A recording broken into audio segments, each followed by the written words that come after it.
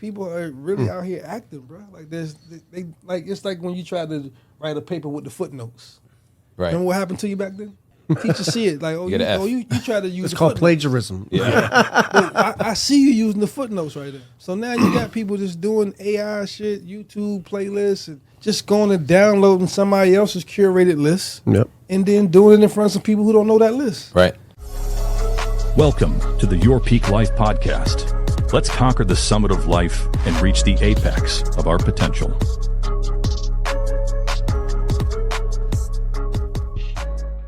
What's up, everybody? DJ Julian Rivera here. Welcome to another episode of Your Peak Life podcast. We have another amazing special guest today. We also have two of my co-hosts in the house today, which I'm excited to have, so it's not just me and the sphere in the house. But before we start anything, make sure you like, follow, subscribe, YouTube, Spotify, and Apple Music. Today, Edgar, the Sphere Munoz, you always see him here. We got Mr. Mike, broker from the bottle, Little, in the house today. And then our very, very special guest. If you're watching this and you're from VA, you should know who this person is. And if you don't, let's just say this. Producer, born and raised, produced for, I don't know, probably a lot of your favorite hip-hop and R&B stars in the area. You've seen him out, but he's so humble. He's also a monster. He stays under the radar, but still in everyone's face at the same time. We got Bink Dog, the producer, a.k.a. Mr. Humble Monster in the house. Bink, what up, my guy? What's up with you, bro? What's good, dog? Can't call it. You know, it's came a long way since meeting you in the Funny Bone days. Me and Angus was just talking about you last night. Hope good things. Yeah, because we was talking about the new Funny Bone about to open up. Yep. Supposed to be bringing you back or something. Yeah, I mean, they're doing, so September 10th, they're going to do the Apollo Night reunion. That's like where everybody used to come out. So I have a whole story on that. They want me to go on stage and share it because it was big. They wanted to cancel it. And I was like, nah, dog, we got to keep this going because I'm booking this shit anyway. Outside of the main headliners, let's keep this going. First of all, where's the company invite? This is September 10th? It's all just happened, dog. I'll tell you. This is why I'm talking about it now. It's all just happened. And everybody needs to come to this. My bad. We're going to talk about this. He put you on Front Street. It's all good. I love it because I was going to send all this out later today because I have to work on some shit after this. But besides that, that's where you and I met. And there, because you kept, mad people came out. I mean, those Apollo nights were dope. Yeah, those were fire. I mean, remember Showtime at the Apollo back in the day? Yeah. So we just mirrored that and just made it at Funny Bone here. Correct. And then we had it running before 06, but from 06 to 2011, that was the time that I was really booking all the local guys. And I was the DJ, and I was doing everything. And all the management left, and they just let me run the night. I was making $10 an hour, making sure that I was running this night so these local comedy scene can continue to thrive in that area. Because the other places, Funny Bone's so dope, they just started shutting down because Funny Bone's a conglomerate. They just kill it. It's Funny Bone and Improv. That's the company. And they're still killing it to this day. They're moving to a new location. I'm stoked to see when that's going to happen. It's actually right across the street from where the new office is about to be, too, which just makes it even better. Okay. But Bink, we met there, but that's not the only place we've seen each other a lot. But I want the audience to know who Bink is. Like, who are you, dog? Don't be humble, all right? I'm just a Norfolk kid, man, born and raised. I was born in Robin Hood. That was one of the first projects. Okay. In Norfolk, over there off Robin Hood Road. Yep. Zay Garden, right there in that area. My father used to always say, he used to play pickup games with Dr. J. I was like, come on, Paul, my pop's lying like this. I got your pop. Then kind of found out George Gervin and Dr. J played for the Squires. Yeah. Back in the day? Yeah. In the day. So they said they used to be running through here. Huh. You know, catching pickup games. And also I heard the story of Dr. J going to the IHOP, Wars Corner, I believe, and he would leave his car running while he ate. Like, so it was like, oh wow, that's like, we got some crazy history here, bro. Right. Like, when you really go down the rabbit hole, they play their games at the Scope, Richmond Coliseum, and ODU. That's what they played. That was their 3 home courts.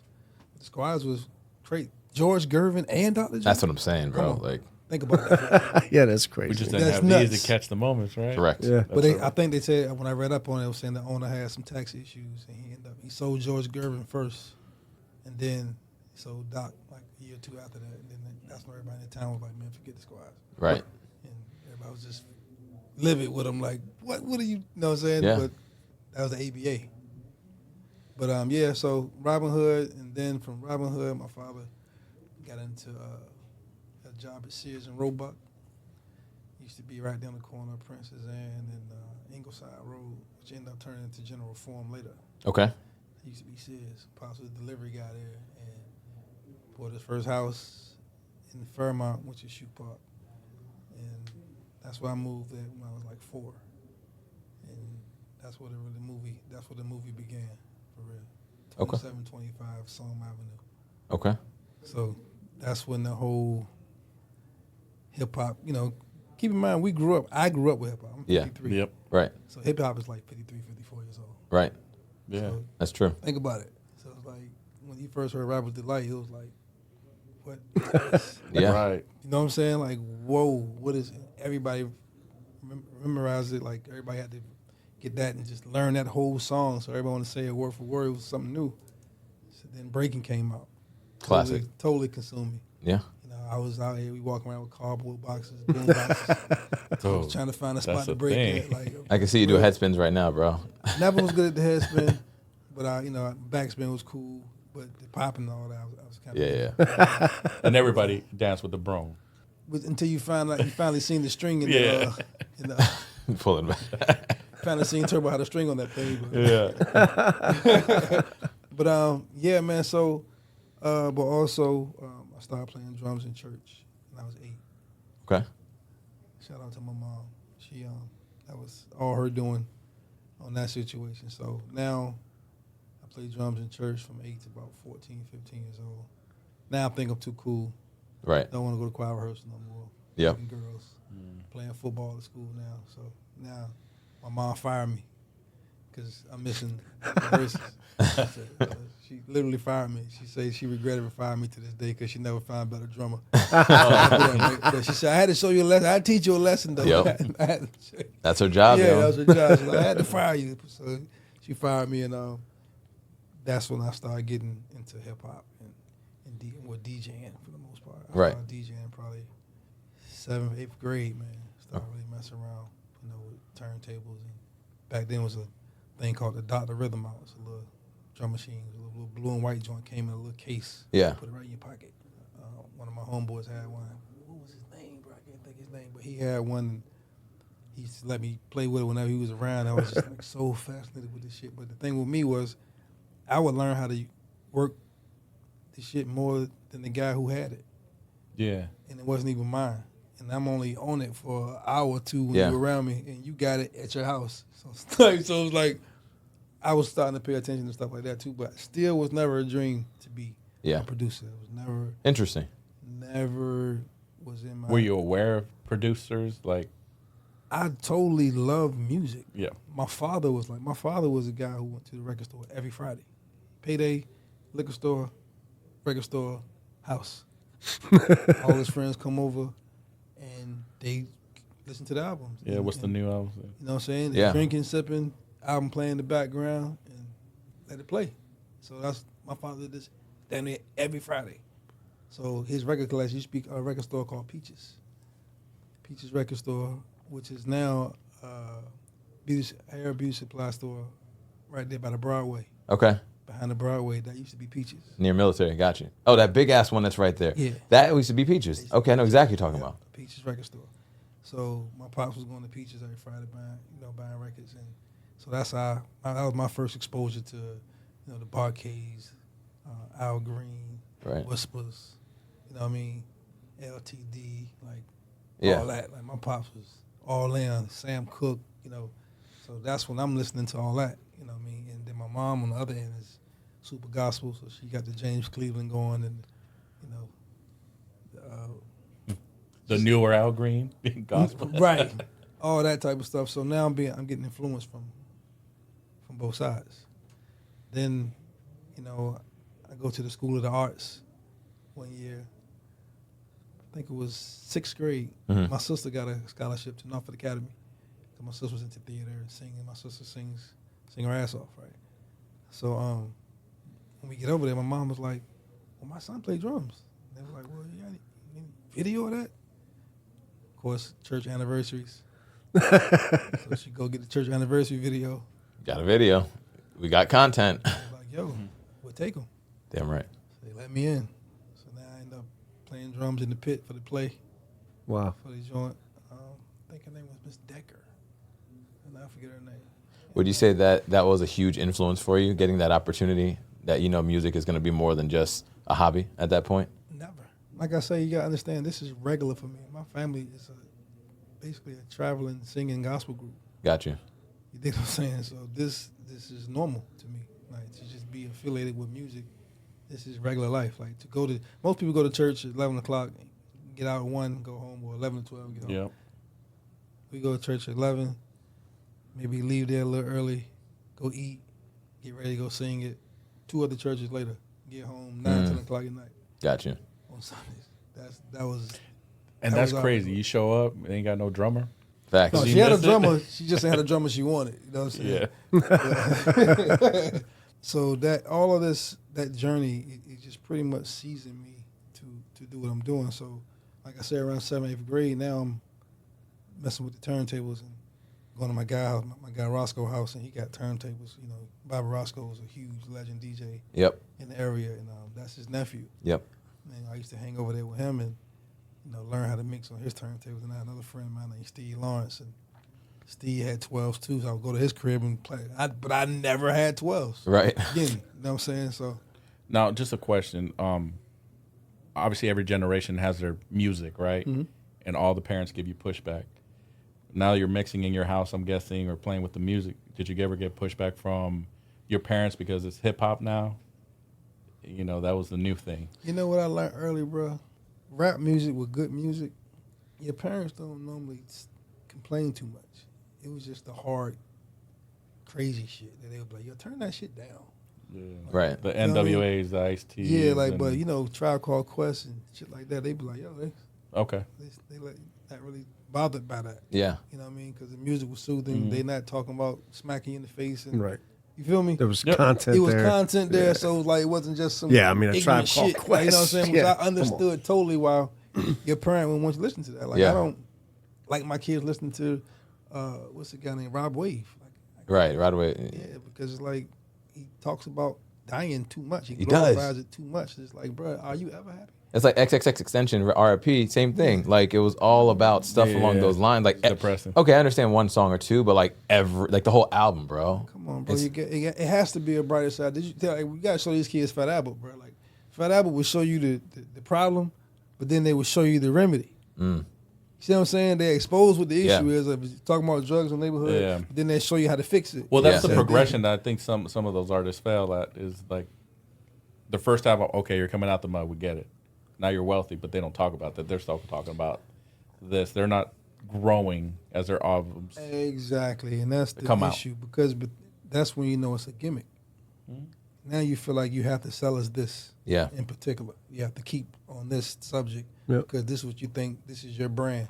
Yep. I gotta keep talking about drilling and killing my op, and and just taking his girl and sleeping with his girl and just what I'm saying. It's Yeah, I just call it dumb shit.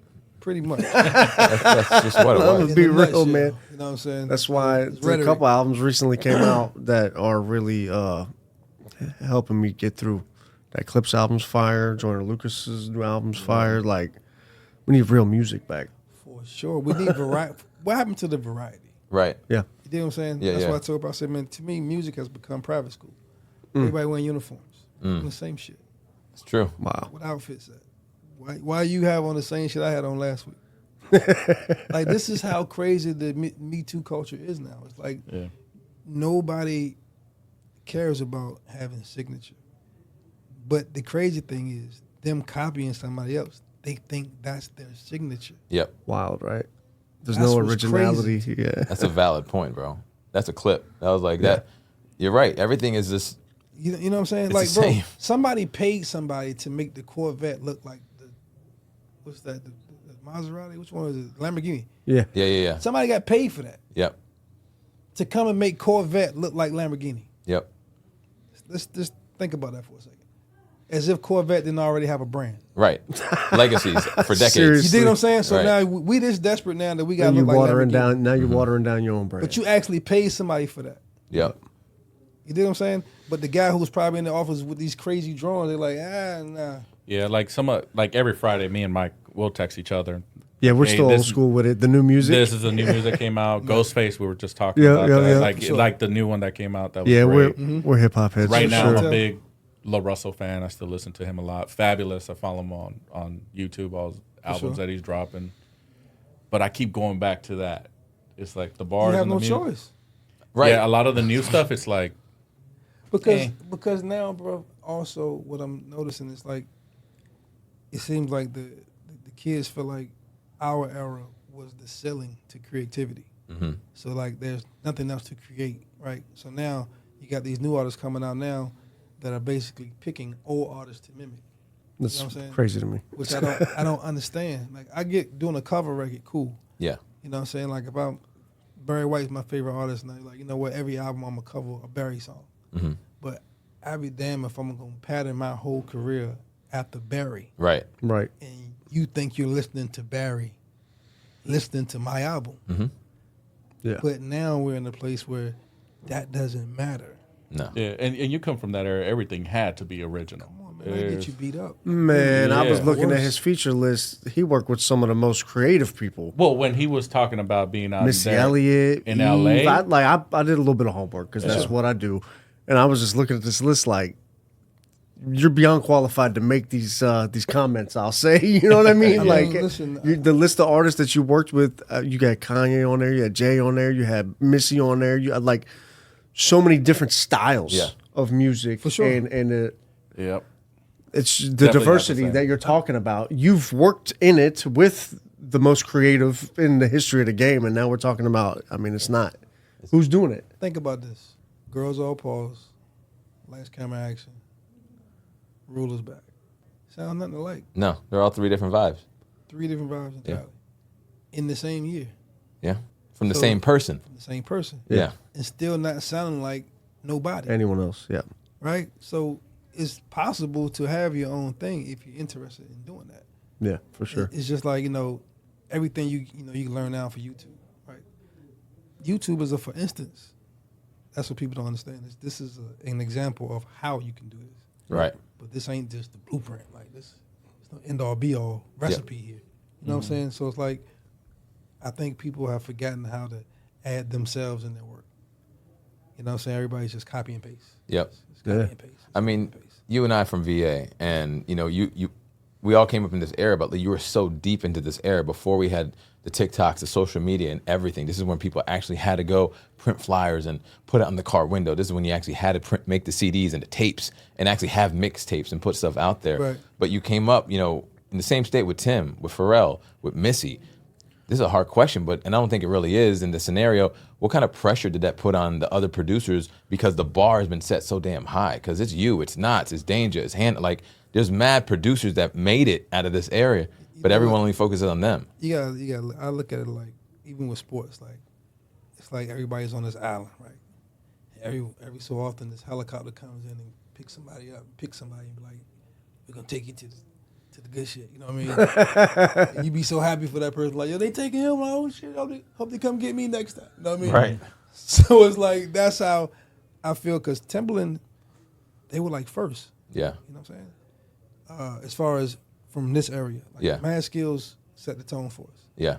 In a Huge huge way. way. Like, what he did on Stretch and Barbito back then at that time. If you never heard it, please look that up. Stretch and Barbito show with Mad Skills up there.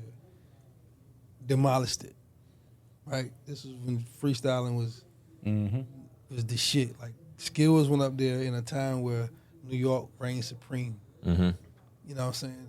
And held his own. So it's like, he set the tone for us. You know what I'm saying? But then locally, Missy was in a group called Phase-E Yep. at the time. And I guess Devontae took notice of them and signed them. And Timbaland was, I guess, doing the music for them at the time. So they all went to Rochester or Buffalo with Devontae. See what I'm saying? So knowing that they got that break was like, wow, like the helicopter came and got them. Like, you know what I mean? Like, oh shit, like they may be ready to do it. You know what I mean? So it was like, because when you go back and listen to Diary of a Madman, right, you would notice Missy's voices in there, in the interludes and stuff now. Now that you're familiar with her tone. See, we didn't know who she was when Diary of a Madman came out. Right. But when you go back and listen to it, you hear her all through these records in the back, like in the interludes, and she's talking. You can hear her, because that's when she learning her thing, getting her chops. Right. Her and Timbaland was through Devontae. Wow. You know what I'm saying? So seeing that was like, okay, I just felt like I was just that much closer. Right. But I didn't know Missy. Mm-hmm. I didn't know Tim. You see what I'm saying? So, but seeing them, like, basically on the cuffs of doing something, it was like, okay, it's possible. But Sweepy Whitaker for me was my barometer, like, let me know I can get the fuck out of Norfolk and do something different, and do something great. Like, Okay.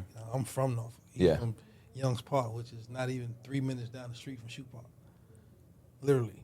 Like, you know what I'm saying? So, like, to see him bring the news here and they interviewing him and following him around the projects is like, what? That was amazing to see. You know what I'm saying? So that's always what got my fire going, was watching Sweepy do his thing. It's dope. Yeah, for sure. Because it's always somebody that you're going to look up to in some way. Usually it's nationally, right? But at that time, little do we know, mad people were just on the up and up in this area. In an era that we didn't have this, and everybody wasn't recording 1,000 people at the same time recording the same person walking, where do you feel nowadays it's easier to blow up because there's so many more cameras and there's so many more outlets than there were back in the day? It's a false blow up, though, to me. Okay. Because, if you got the right marketing, people can just really make it look bigger than what it really is. You know what I'm saying? Just from a number standpoint. Like I see it on Just the Instagram. optics. Yeah, I see Instagram all the time. Somebody have allegedly 300,000 followers, but can't get 100 likes. Right. Yeah, we got the same. You see what I'm saying? So I see, people do that all the time, fake it till you make it. So everything is a facade for the most part. That's why I was like, back in the day when you sold 1 million records, I was like, 1 million hard copy. Like 1 million people went and got it. Like, so I don't even know how they even saying somebody's going platinum now based on what? Stream downloads. Right. Yeah, Why from like, where? You see the videos all the time. Yeah, like nobody's actually purchasing your album. Yeah, like who's in line waiting to pick up your record? See that, but that's the thing. This is the part that I was the only person on Instagram. I don't know if you remember complaining about Spotify. And, in its inception, I was telling people this is wrong. This only makes sense to Spotify. Like, oh my God, you're always mad. What are you mad about now? Like, you gotta get used to how things are done now. That's the old way of doing business. I'm like, brother, this makes absolutely no. You're giving people curated content for free, and they're telling you what they're gonna give you back. Yeah. Yeah, But I that's think crazy. also that's whether going back to that time, like what's the solution to fight Napster? Like you're kind of in that weird space where everybody's downloading everything One for thing free. about it, now. you're gonna always have a hole in the boat. Yeah. Somebody gonna be going out the back door or something. That's just in any business. Always. You feel me? Yeah, You yeah. gotta Trust close- me. Well, Trust me, we it's know. a You know whole what I'm ass saying? level Right. because growing up, even like in the '80s, I'm an LA kid, and the guys coming around with the shopping carts with all the bootleg tapes. For sure. We're buying them off the little shopping cart, right? That was our Napster back then. And the other one, LimeWire. I think. Yeah. LimeWire was I the remember other big that. one. I remember killed us. that. That was one of the very. But at the end of the day, you still have to be just real tight knit with your content. Like you just can't be just frivolous out here, just letting anybody have a copy of your Mm-hmm. stuff because everybody got a Called price. intellectual Yeah. property rights. That part, you know what I'm saying? Yes, The sir. only way I can guarantee this won't get out, I don't give it to nobody but me. Only I You can. gotta have the rights Yeah. to it. You know what I'm saying? But once he got a copy. He got a copy. If it's out there and you don't have the rights, I mean, you got the rights, but you don't know who's leaking what. Because Facts. everybody's like, Yeah. what? Right. Me? I didn't do it. I got Now, your back. It's Yeah. too many. It's too many possibilities at this Yeah. point. But at least if you keep it, then you know yeah, that can't happen. that's what But I'm saying. You opening can't that fight can it. of worms where, like, in a writing world, if I'm gonna publish something in a book, I'm gonna own it before y'all get to see it. The rights to like Yeah. the Yeah. title of my book, the sayings in the book, the concepts in it, like those trademarks are submitted before the book gets released. You know what I mean? Like, and people making music should be doing the same thing. One person leaks it, now who owns it? Whoever says they do. Yeah, At that's that point. crazy. You know I what I mean, mean? we're in an era now where, like, even this podcast right here, right? If whatever quote that you post, right, somebody else will upload your content on their shit and As a- monetize it on theirs. Oh yes, Like, As a it has reaction. to For be- real. TikTok. Like For something real. has to be done about They that. remix it. You know Yeah. what I'm saying? Like that has They to, put little lines on it. that Now. has to It's so stop. crazy. Like that's insane. Yeah. There's somebody on YouTube right now saying how Bink produced Devil New Dress. Like, how are you making money off Well, you did. what I did, Yeah. and you don't even know me. And you're not getting a penny. That's Not a wild. dime. Yeah. You dig what I'm saying? And Yeah, people yeah. up here praising you because you got it close to what it sounded like. Like, bro, the answer has been revealed. Yeah. If you can't do the answer again, you're an idiot. You dig what I'm saying? Everybody wants to put their hand up once the answer been revealed. Facts. Everybody course. want to answer then. You see what I'm saying? Absolutely. But when it's like, oh, when it's tough, everybody's like, We just wait for them to figure it out. that part. I don't know. You know what I'm saying? But like you figured out a lot of things and like a lot of ways to break into the industry by just being in the right rooms. You were ready. You already had the skills. You had the beat. You had the ear. I mean, you shared a story with me. You fall asleep on there and just wake up and you got the beat because you're never not listening, right? But you ended up getting a lot of what people call big breaks. I call it's about damn time because you put the work in and you network with the right people. It got you to the front of the line. Like you say, relationships will get you to the front of the line, but you still got to put the work in. That's just what it is. One of the biggest things for me when I met you and I knew that you did the Blueprint album, I know you had a few cuts on that Blueprint album. That's fire, bro. And from my perspective, and you already had a lot of tracks before that, that was like a stamp to be at Jay-Z on that we time. talk about that to this day. Bro. It's like, bro, I was in the game probably 5 years prior to that. Right. Okay, Now we this got to came rewind a little bit. What? How do we go from you was playing the drums in the church to now we get to you're making tracks with Jay-Z? On the Blueprint. And he's more where's the transition? Well, like I said, okay, you right. So boom. So from the DJing and all that, eventually I evolved into producing. Right. So what happened was, I taught this is crazy. I taught my father's wife, sister's husband into financing an ASR 10. Okay. He was in the Navy. Okay. Okay. Shout out to Keith Custard. You know what I'm saying? Keith bought the keyboard for me. And that's how I got. Now I'm in my crib doing my own thing, finally. Now I'm not using nobody else. Yep. I finally got my own keyboard now. Right. But the deal was I was supposed to do beats for him. Right. I reneged on the deal eventually. He got tired of calling. So it got repossessed. So the keyboard got repossessed eventually. Yo. I mean, It was on layaway. I'm It's so gone glad now. I asked. This is great. That is good. so the keyboard got. So now And how old are you, by the way? Around this I'm at this time probably 19, 20. Okay. I'm about 19, 20 years old at this time, right? So I'm totally ignorant as fuck at this point. Like, this man bought a keyboard for me. Least I can do is give him some beats. Like, ungrateful bitch. That I can honestly say that was some ungrateful shit to do. Right. And it's FM, right? You know what I'm saying? This like, guy. really? Like, he bought you a $3,000 keyboard. And all you had to do was at least fake it. Give him some, any kind of. Give him a bad one. Yeah. Like, you He won't even know if that. it's good or not. You know what I mean? Like You that goddamn stupid, right? So I get repossessed. Now I'm keyboardless. I'm keyboard. This is Keyboardless. like, this is probably about 91, 92. So now my homeboys, Lushan get me one. And now I'm using this keyboard. And what the hell happened between me and first of all, me and Lushan are best friends to this day. But something happened, and he repossessed it from me too. So I got repossessed twice. Right? Not once, twice. Well, he's on nobody's credit report. To be clear, we're not right. talking about cars I got or repossessed houses. twice. We're talking about keyboards. I got Happens to the best of us. But all the beats I did on that keyboard, it paid off because now I'm finally at this place called Triple Play.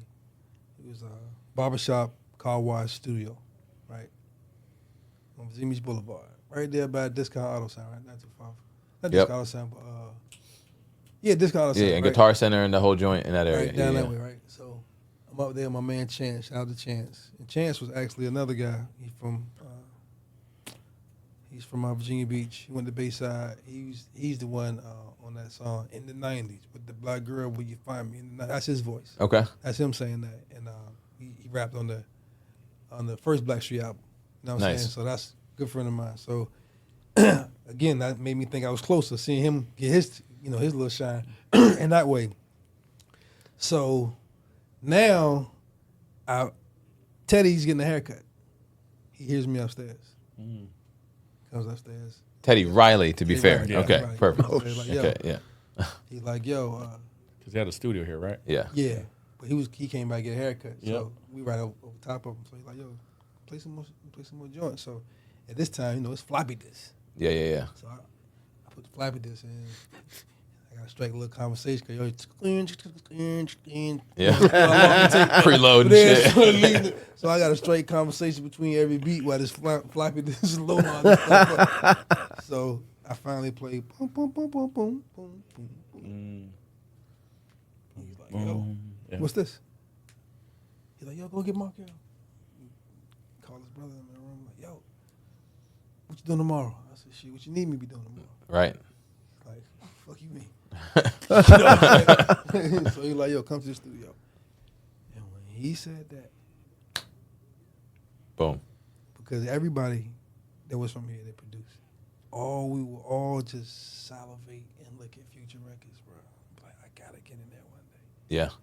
I gotta get in that building. Like, one, because you see the tour bus in the parking lot. Yeah. Fucking Lamborghini, Ferrari, like all these crazy cars. And like, yo, I gotta get in there. Like Teddy was that guy. Like out of everybody, he was that guy first in the 757. Teddy Like, had he just Michael was. Jackson in Military Circle Mall, bro. That's crazy. How about that? Yeah. That's how much of that guy he was. Yeah, that's why. Military Circle Mall. He had Michael Jackson walking through there. Michael Jackson at Janif Okay. is crazy. Right. So Teddy was that guy at that time. So for him to come here and set up shop, it was like perfect for us. Yeah. And we all went through there at some point. Like Teddy's studio is right next to Princess Anne High School. Yep. He does the talent show. Guess who's in the talent show? Pharrell and Chad. Yep. Guess who wins the talent show? Pharrell and Chad. Yeah. Right? Neptunes. Yep. Neptune. So now here comes Rump Shaker. Yep. Yeah. Which I never knew the history on that till I got to VA. It's very, And very I unique. was like, Yep. And that's Hold on. What I miss? So all I want to do is boom, boom, rump shaker. Yeah. That's him? That's Teddy Riley. But What? but Pharrell, the Neptunes, Pharrell and Chad, they produced it. That was their first Wow. big break. Yeah, and it's because they won the talent show there to get to that point because they Wow. got in the room. They were in the right place, Yeah. right time, but they had the work ethic and was ready to go. And that was a new sound at that point. That yeah. was a- So I went back to the studio the next night and bought my ASR 10 and everything. So we basically transfer everything from my ASR to his ungodly, amazing. amazing, gargantuan setup. It was just insane for me to see. I'm working on a keyboard. Right. This guy got racks of shit that's probably like 5 feet tall, 4 racks over. All these lights and shit, like computer in the middle, like studio SSL board. I'm just blown. You know what I mean? But to see him recreate that, and put it in his machine, then add all this other stuff to it, it just let me know how much work I had to go, how much further I had to go before I can get to where he at, because I didn't hear none of this shit he doing right now. You know what I'm saying? Like the way he reinforced that shit was like, whoa. So you rockin' and Teddy, they heard you. You drop. They heard the beat, or you recreated something else in the way Bink would did, like from scratch. Then you were able to. Your first record was with Blackstreet, right? The first main one that you dropped that got any mainstream play was with Blackstreet, because he heard a beat while you're at the barbershop and he asked you to come to the studio the next day. Right. Boom. That's where Bink Dog began. And then and I said this earlier too off air, but it's not it doesn't just all go up from there. It's peaks and valleys, right? Across the board. Because now what other rooms you gotta get in? I'd love to just work with Blackstreet the rest of your life, but that's one of many different artists out there that helped create Bink's sound. Because your sound was dope, and it still is to this day, but you ended up working with people from New York, from West Coast, from the South. Like, did you have to feel that you had to make it sound more that part of the country, or did you just stay with Bink? Because you got Nate Dogg. I mean, you have Kanye from Chicago. You have Drizzy. I mean, you have a lot of people that are relevant to this day that you've made tracks for. How did that recreate your sound or evolve it in some sort of way, but it still sound like Bink? As far as the West Coast situation, I knew that it needed to have some type of West Coast influence. Yeah. Right? But not necessarily saying it had to sound like Dre or Battle Cat or Superfly or, rest Yeah, of these because amazing. I don't, that song with Nate Dogg, I don't, it's West Coast, but it's not like Right. that So West Coast I got love. funk or, Absolutely West Coast sounding, but it doesn't sound like the regular West Coast thing that was going on at the time. Yep. You know what I'm saying? mm-hmm. No different than Girls All Paws. It was like West Coast, but still not not trying to sound like Battle Cat or Dr. Dre. You know what I'm saying? It wasn't your cliche, already moving LA sound. You know what I mean? So that's just me. I just really have a thing about copying. Like, I don't ever want to say somebody said I did anything because they did it. And if I do it, it's on purpose, and I'm paying homage. I'm saying this was on purpose, and I'm going to give that person this total credit of who I'm mimicking at the time. Outside of that, I'm not going to mimic somebody and act like, oh, this is my shit. And Yeah. yeah, I came up with this myself. And it's Yeah, I cut it think out. it's, for me, it's good music's good music. Like, that's simply what you're making. Right. Doesn't have to sound like any area. It's just good music. And that's, I don't know. I know plenty of people who do this. Like, once that song starts, like, I think Nas' old albums, like, I'm a big Nas fan. It's the beats I didn't like a lot of times. He's spitting, but I Eventually don't it did like get the that. beats. It was the same thing with Rakim with me. Yeah. I love Rakim, but eventually the music wasn't up to par that I would want. Yeah, and that's like you skip, It was right? just, yeah, so I kind of tuned out. If the music ain't right, I can't listen to it. Right? Yes. Yeah, once you start skipping, it's kind of over, right? Yeah, you're not coming back to it. Like, Right, yeah, he right, had some right. bars on that one, but you just don't. But you don't Yeah. come it back. doesn't discredit them as a rapper. It's No. just that your backdrop you chose on this one is just not it. Facts. You know what I mean? And Yeah, then, and I think was it with, yeah, the newer like Nas album. I think those are like Hit those Boy, those the Hit Boy type. Yeah. yeah, all that sound is just better, and I could listen to those albums all the way through versus a lot of his older stuff is just like, Yeah, and but like- and your stuff is like the sound is good. Right, I appreciate that. But like I said, I'm anal about always sounding like myself. I don't ever That's good. want anybody saying, "Oh, he did that." Oh. But today, like I said, it's not a big deal to these kids. Like, these kids are doing things verbatim and look you dead in your face and say, "This is my sound." you know what? I'm glad you just said it. I'm going to read this verbatim because I had this question I want to ask you to segue to the younger. What do younger producers consistently get wrong about their splits, their publishing, their file naming, their style nowadays that you've been seeing in this new generation that everyone can be whatever the hell they say you're going to be? I feel the same way about DJing. Everyone says they're a DJ now, but they ain't got the ear. They don't have the talent. They don't have any of that. You know they going to YouTube looking at somebody else's playlist. Like, that's where we at now. It's like, people are really out here acting, bro. Like, it's like when you try to write a paper with the footnotes. Right. Remember what happened to you back then? Teachers see it like, get an F. you try to use. It's the called footnotes. plagiarism. Yeah. Well, I see you using the footnotes right there. So now you got people just doing AI shit, YouTube playlists, and just going and downloading somebody else's curated list, Yep. and then doing it in front of some people who don't know that list. Right. So it's like it's so many phonies in this shit now. It's crazy. You did what I'm trying to say? Yeah, yeah. It's not, the authenticity has gone to not like the integrity of this shit has Yep. been sucked out to a point where it's disgusting. You know what I'm saying? But they want to be mentioned amongst people who really put a mark on this shit. Right. Like, that's disrespectful in such a way. Like, I tell people all the time, like, I would never expect to be compared to somebody like a Quincy Jones or Jimmy Jam and Terry Lewis or Jermaine Dupri. Right. You dig what I'm saying? Like, Yeah. these they sold a shitload of records. They have developed artists. Yeah. You dig what I'm saying? Like, it's levels to this shit. Yeah. You know what I'm saying? And you don't have to humble me and tell me, no, that's not you. I get it. I know it's not me. Like, I know I have you dig what I'm saying? But these kids, you have to humble them Yeah. because they want to be mentioned amongst people that they haven't put that type of work in with. Yep. Do you believe, from your experience, from like a royalty standpoint, we're talking about, content curation, intellectual property, it's yours, and it has to be put in the right avenues in order so that you can continue to get that mailbox money or continue to get the mentions or whatever the case. For example, Push.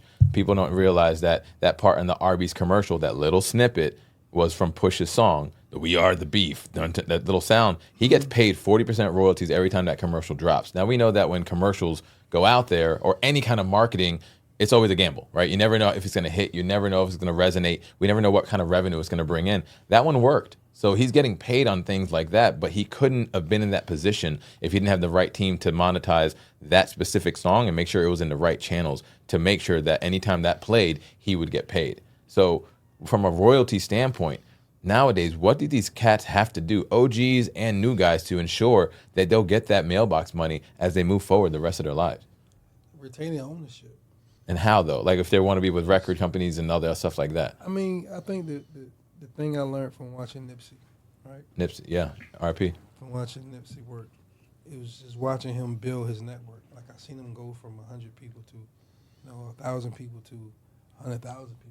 You know what I'm saying? But he chipped away at it, and he just kept servicing his network. Because you're never going to have everybody. It's nobody. Drake doesn't have everybody. Right. Kendrick doesn't have everybody. And they're the ceiling. You know what I'm saying? So for some reason, people be thinking that you're going to reach everybody. You're not. Your only focus should be the people that's actually spending money with you. That's it. Whether it's 5, 50, 5,000, whatever that is, you got to keep feeding that until it grows. Right. Because it grows. So it's like, but when you throw your shit on all these platforms, then it's like, why am I going to buy it from you and I can just go over here and get it from Spotify? Right. Right? So if you're willing to put your music on Spotify for 0.0006, it's not even a penny, then why not sell You might the as whole well get some bitcoins. might as well sell it for $2. Digital $3, coin. sell the whole album for $2, $3 then. Who cares? Right. That's true. If you're willing to give it up for a fraction of a penny, you see what I'm saying? Like this whole Spotify thing is so disrespectful. It's disgusting, bro, because at the end of the day, they had no intentions on paying us. Right? And they can give two shits if you sell 2 records or 2,000 records. Because all they care about is subscriptions. Think about your album. I got 40 million people giving me $10 a month. I don't care. That's how they come at it. Yeah. Why would they care? It's the bank of our industry. But I'm saying, but why would they care? Give me one reason why Spotify would give a damn about your album. And the only way that they'll actually start caring, like Taylor Swift, for example, she didn't want any of her music on there because of stuff that you were saying. It shouldn't be up there anyway. That's the point. That's my point. Because it's Taylor fucking Swift. Right. She doesn't need a third party to tell people it's Taylor Swift. Facts. Yeah, like Beyonce drops whenever she wants. She's not making an announcement because it's Beyonce. It's fucking Beyonce. Like, what are we talking about right now? But it takes people on that level to even step up and do it. And it's unfortunate that we need people because on that level to do it because they have the legal representation. They have all their ducks in a row. But if they don't step up and say that, one, they know they're going to lose revenue and they don't want to lose bread. But two, I would say Beyonce and Taylor Swift, we're talking about them, they know it's going to help other people because they've been made it. They're good. But they know if they do that, it should be a domino effect and positivity for the other artists potentially. I mean, let's be honest, right? Apple Music and Spotify is no different from Mother's Records or any record store, right? So if you're an average artist that doesn't have a name, right? You in the record store, who knows? Who knows you're there? Yeah. Right? That's it. That's it. So it's the same thing on the internet, bro. Like people think it's different. You're in a sea of people, bro. Yeah. You're in a sea of people. What is going to drive the traffic to you? Yeah. How do they get to your shorts now, How do we get to you? Like you over here with everybody else, everybody. But the thing is people just call product placement. That's why when you used to go to a record store, you had certain albums that was at the register. Hey, you may want to grab these. That's a good point. It costs money. Yeah. Yeah, or you walk in, it's playing. You see what I'm saying? That's product placement, but that spot costs money. Yeah, it does. That C over there, that's free. Yep.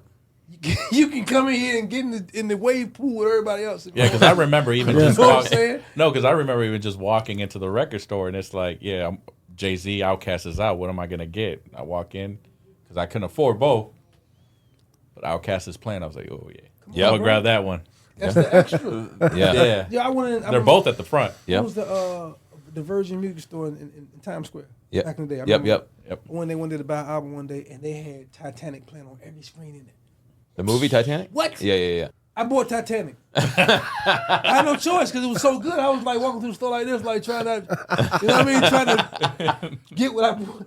But I'm trying to watch the movie. I while need I'm to take shopping, this back to the house when I can pay so it's like, attention. bro, it's You know, I miss the what are those? What are they called? The movie soundtracks when they put all the artists on those. Yeah. man. Yeah. I miss those. And it's funny, they still do it. We just have to find it. Yeah. That's the problem. Because there's no marketing behind it anymore. No, Like, no. we don't want to spend no Like money. all same- the Friday albums. It'll be there. It's just, but the same thing with music videos. They still do them, but we don't have the outlets to push them out there unless we find it on YouTube. Yeah, it's YouTube now. Like they still do it. That's the thing. But we used to watch TRL. We used to want to see what's out there. We'd stay up late watching BET. Or VH1 It was there. pop-up. Or VH, like they had the sources, but now it's all here. But to your point, are the people, the record companies, the independent labels, whatever, are they pushing it so it's in front of eyes by paying ads so social media can push it in front of our algorithm? Remember, it was It's two different. sections too in the record store. It was the other section. Remember the DJs. Remember they had like this whole section that was like right by the register, but it was a whole front. It was like on the front of each aisle. Like remember, it was like aisles. Yeah, and yeah. On the front of each aisle. Yeah, the end was- caps. Yeah, it was the front of each aisle was the showcase of True. CDs on the front. Yeah. That cost money. Yep. Yeah, all the new albums To be are in always that, right and there. to be in that spot, but then the one at the register, that's when you saw your Taylor Swift at the time. That's what would be the register. You know, it's funny you're saying that because it's all. I always say this when we go to a nightclub. Like people get in sections and everything. You're buying real estate. You're buying the real estate in that spot for a section. For that product placement, you're buying the real estate on that for a minute. You're leasing the soundtrack that you're hearing. You're leasing the video screens. It's basically you have the real estate now. You're subletting it out to everybody else. It's like that everywhere. That's the billboard. crazy thing. It's just You how got do a you break billboard down the spot. verticals on real estate and how hey you're gonna get more eyes here. I promise you, but it's gonna cost you 7 times more than where you'd be in the sea. Good luck for you. But this is what it is. If you don't do it, I guarantee Def Jam will, or I guarantee this one will. That's just what it is. But I think in any business that you're in, people just love to feel like you know what you're talking about. And Yeah. You look like you know what you're talking about. Right. I think that's the turn on to anybody when they going to buy a house, car, whatever. Like you just know what the fuck you're saying. Like you're talking to me with confidence. Like you're looking me dead in my eyes and you're giving me all these great ideas, and you're like, okay, I fuck with him because he you know what he's talking about. But some people don't have that type of confidence when they Right. talking. They just Because they don't have the knowledge required. right, or just not that outgoing, so they can't sell it. See, but You know what I'm saying? you had that. You now got the knowledge, and you've now got the experience when you worked with Blackstreet, and then you started gravitating to other opportunities with other artists.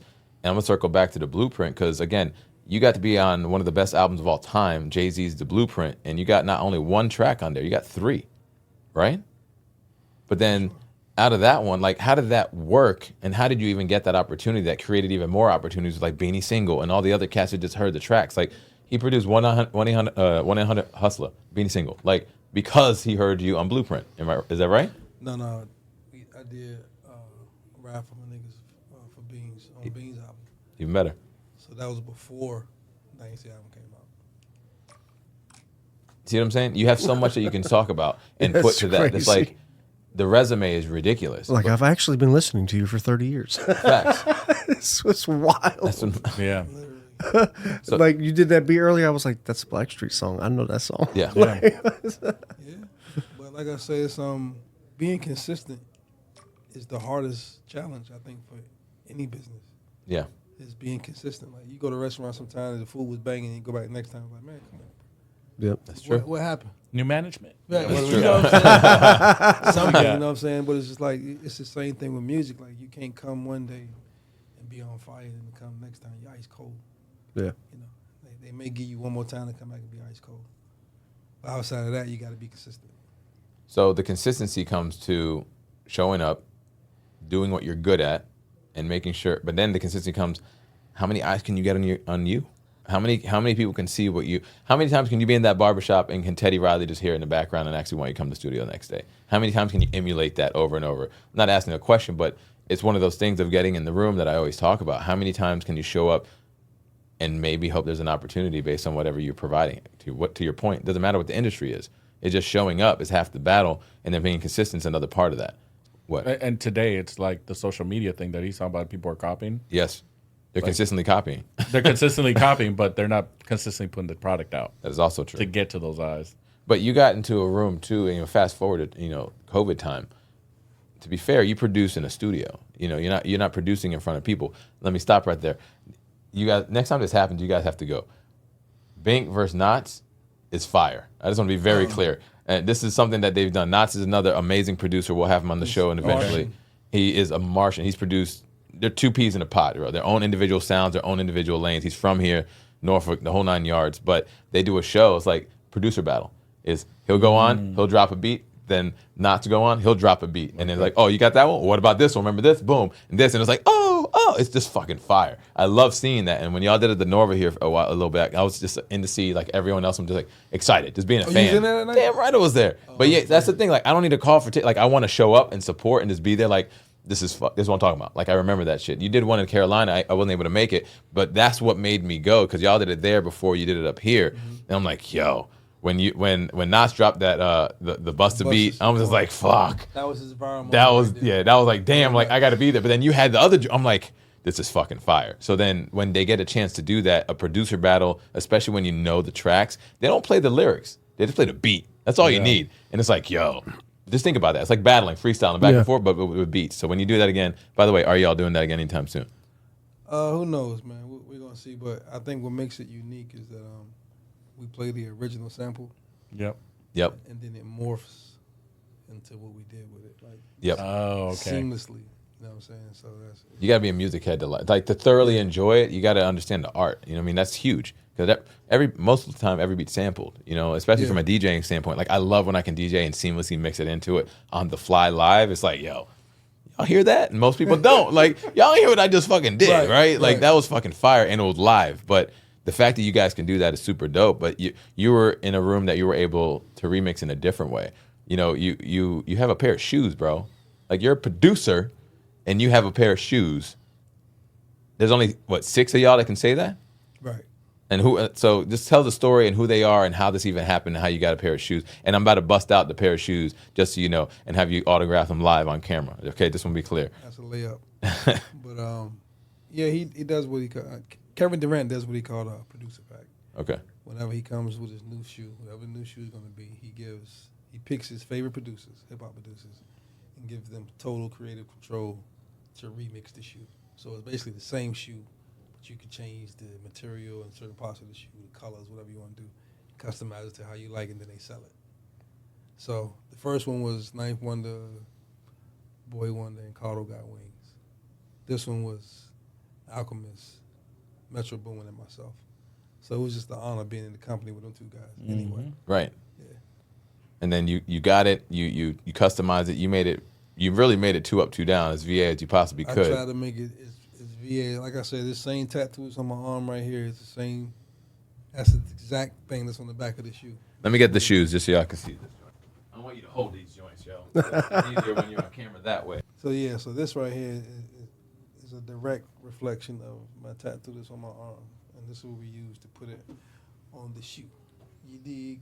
And then the green represents Norfolk State, the orange represents Maury High School, and I'm just an earth tone guy anyway. So with the brown accent in there, a little accent of yellow, that was just me trying to add my little flair.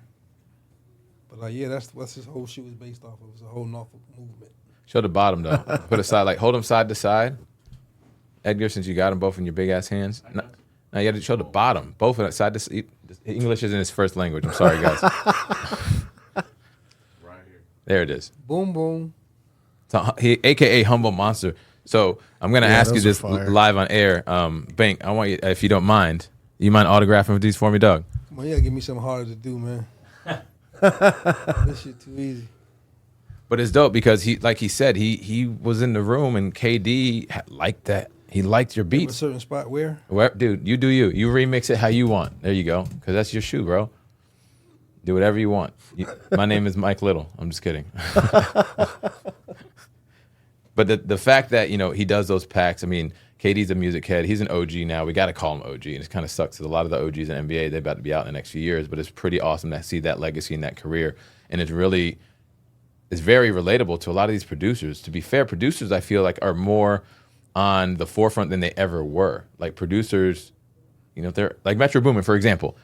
I'm sorry, Mustard, for example. Better analogy. He was on the Super Bowl with Kendrick. Like he brought him out, but now he's talking on this a lot more. Pharrell used to do that. Tim did that. But nowadays, in the era of all social media, everybody having a phone, people not really wanting, they're getting more shine. What's the guy's name that does all the like Taylor's and Ariana, Benny, whatever the hell his name is, Jewish dude, he kills it. He's everywhere, but everyone knows him. Like a lot of these producers now are artists. Neo used to be a writer before he became it. Like there's just so many people that are now wearing multiple hats in this industry. You can be the singer, the writer, the producer, the everything. Is that something that you've ever kind of wanted to aspire to do at this era of your life and your career, Bink? Wear more hats, like be the guy on the camera, bring back your gospel days, singing in the choir, and just putting that in the background of a beat or anything like that. I'm constantly incorporating my journey in my music. You know what I'm saying? That's like I'm always doing that, not even consciously. Right. So that's why I say everything I do, I try to make it me, whatever that be. You know what I'm saying? I never want to do any copy and paste, nothing. Right. You know what I'm saying? That's all I push to all the kids that I mentor. I mentor a couple, producers and shit. So it's like, don't ever bring me something that sound like something else, because I'm gonna call you on the spot. Off top, and they'll tell you off top, like, bro, I don't want to hear some shit that sound like some shit going on. You look at me like you did something amazing. Like, you're not gonna get a high five for that. Yeah, I actually heard that already. So Right. Yeah. So but that's the thing that they don't hold these kids accountable for. You know what I'm saying? Everybody gets a trophy. Yes. Even though they lost. Yeah. You feel me? That's what ruined the kids. Bro, you say this shit all the time. Turn the scoreboard off. They're losing too bad. Like, no, they lost. They losing. Facts. They need the fillers. yeah. You dig what I'm saying? Yeah. But they always trying to protect them from the disappointment and you dig what I'm saying? And that it's just ruined the whole accountability part that these kids are just not getting now. It's like I see people defend LeBron James so much, but if you did the things that he's done, that would get you cussed out by your coach or your dad back in the day. Yeah. If you ever lost a game, you the team captain, you got on camera and said, well, if my team would have, your father is going to cuss you out. You the team leader. You got to take it on the chin. We lost. End the story. Right. They were the better team today. We'll get back at them next time. Whatever. That's a leader. You don't ever get up here and get those excuses. But they giving kids the okay to give excuses and like it's not bad business. That's bad business. You got to be accountable, bro. Like you got to, if you're down with your guys, you're down with your guys. We all lost today. Facts. Now, one thing you just mentioned about mentoring kids, is there somewhere where like I could sign up my daughter because she does a lot of music? She does.